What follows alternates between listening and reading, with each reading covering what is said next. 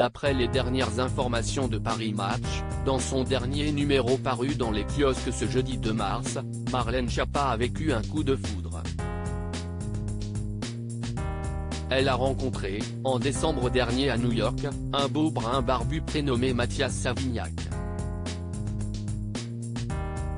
Il est décrit par le magazine comme le président de la Mutuelle Générale de l'Éducation nationale, MGEN.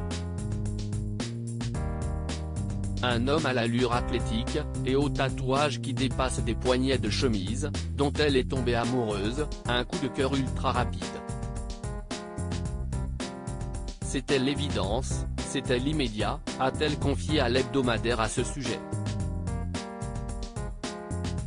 Un véritable coup de foudre qui, cependant, ne l'empêchera pas de rester proche de son mari, qu'elle avait rencontré à l'âge de 19 ans et avec qui elle sera restée 20 ans, pour continuer d'élever leurs 2 filles comme ils l'ont toujours fait.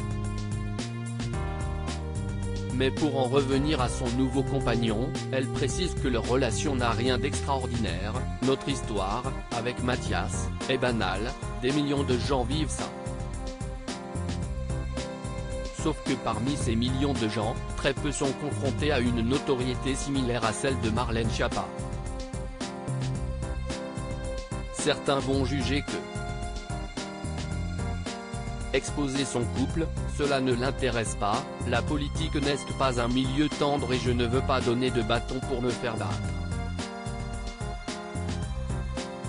Cela dit, elle ne souhaite pas pour autant se cacher.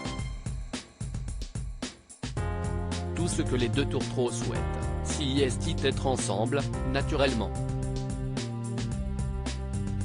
C'est notamment pour cette raison que désormais, elle s'autorise à marcher, bras dessus bras dessous, avec Mathias Savignac dans les rues de Paris, explique le magazine. En ce qui concerne le fait qu'ils se soient mis en couple en très peu de temps, Marlène Schiappa n'est nature, certains vont juger que c'est trop rapide, tant pis. De toute façon, pour faire les choses proprement, on n'a d'autre choix que de les faire vite.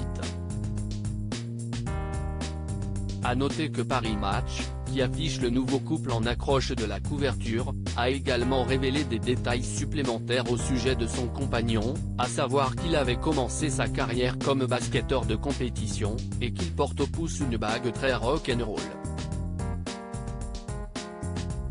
Nous leur souhaitons tout le bonheur du monde.